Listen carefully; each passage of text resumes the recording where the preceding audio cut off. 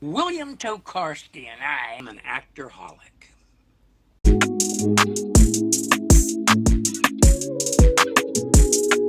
And William and Your Pretty Face is Going to Hell, and I play the killer on Too Many Cooks. Show my reel. I'm not a prop for your amusement. I'm a highly trained background artist. Have you seen my reel? I get there early. I'm usually the first one. Sit in makeup for about an hour. It takes them an hour to do this. And then I usually go back to holding for about 6 hours. Then we go to lunch. And then they send me back to holding, and I sit there for about 6 hours normally. A good deal of time, they just tell me they don't need me and send me home. I usually sneak back to Crafty and get some craft service food, and then I go home. I can do other stuff. I have a lot of range. I mean, have you seen my reel? Show my reel. Because Allenby, he doesn't want you to do the story that you're doing for Sweeps. Death from Above. It's an excellent story. Wonderful expose. Listen, Ron. I could not tell one more lie. Because if I had told just one more lie, I could have walked away from all that mess. And now for the men.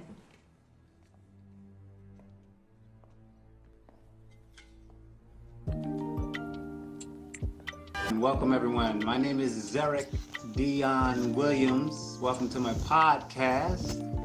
And I have a treat for you guys again. This guy is, he's a really, really funny character. He is a living character. He's very animated at times, but I mean, very, very talented. I am an actorholic. Wow. And today we have my special guest, William Tokarsky. Close, you did real good though. Oh man, I've been messing up names. I've been trying to correct myself. But could you give us the correct pronunciation of that? 3 syllables. Tokarsky. Tokarsky. Okay. Yeah. Tokarsky. But All right. That's not what my wife calls me when she's angry. Well, I'm not going to ask what she calls you. That's good, because I'm not going to tell you.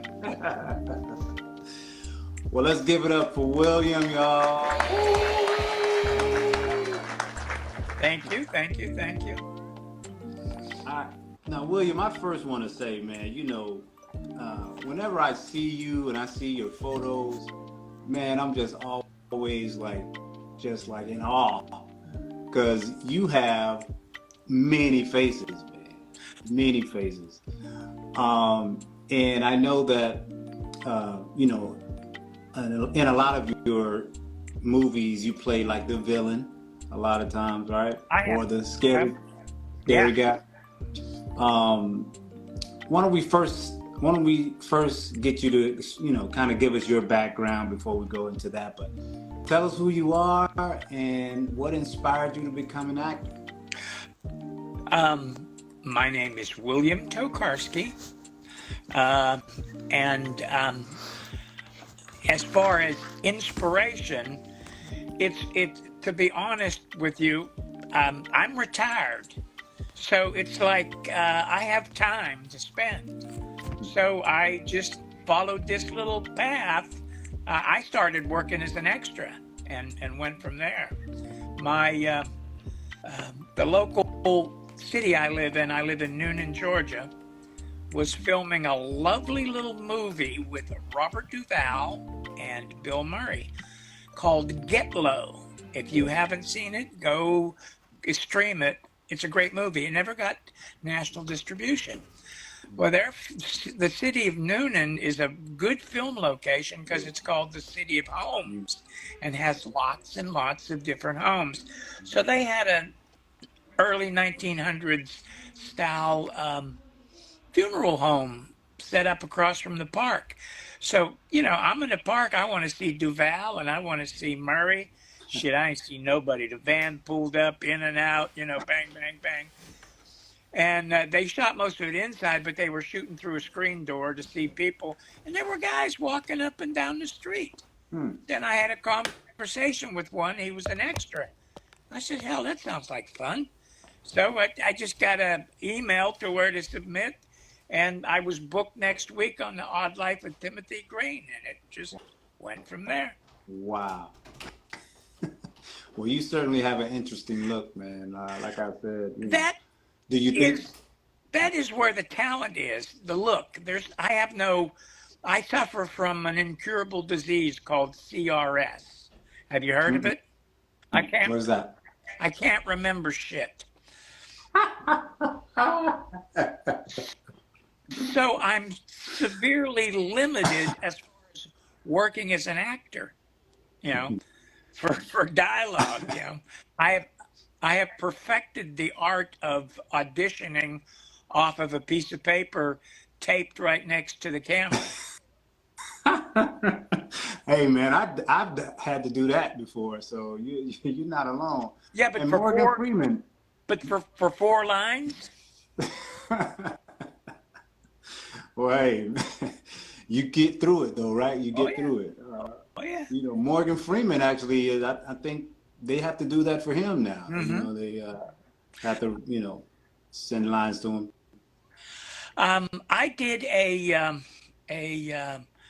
I guess they call it a reality show, the Carbonaro Effect, which he's a magician and he basically tricks people.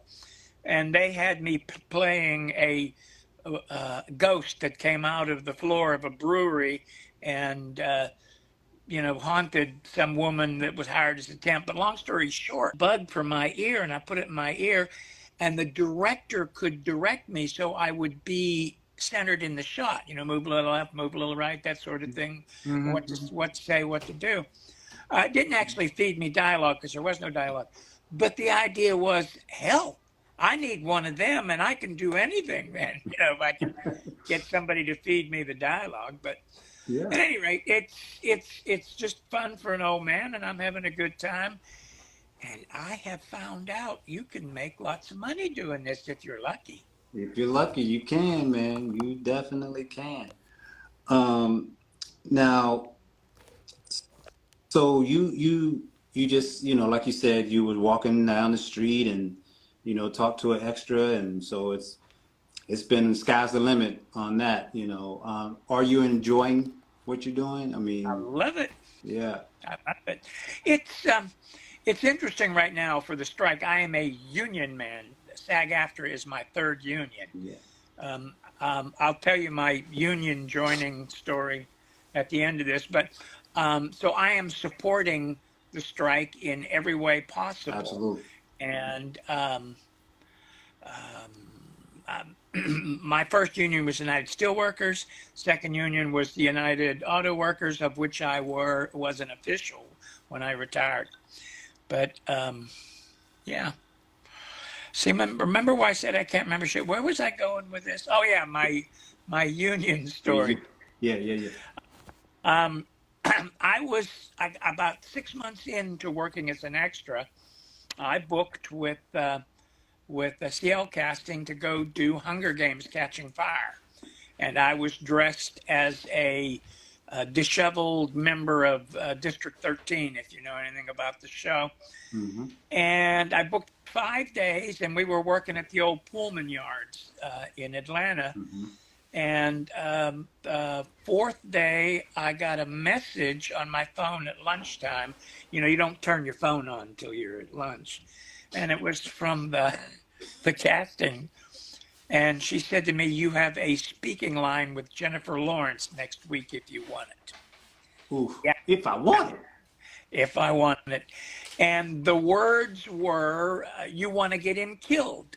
He was, she was coming through the crowd to save her boyfriend, Liam Nelson or whatever it is, from one of the peacekeepers that was pistol whipping him. Mm-hmm. And I stopped and faced her and told her, you want to get him killed. That was it. Well, I made $2,400 in 2 days. Now, wait a second.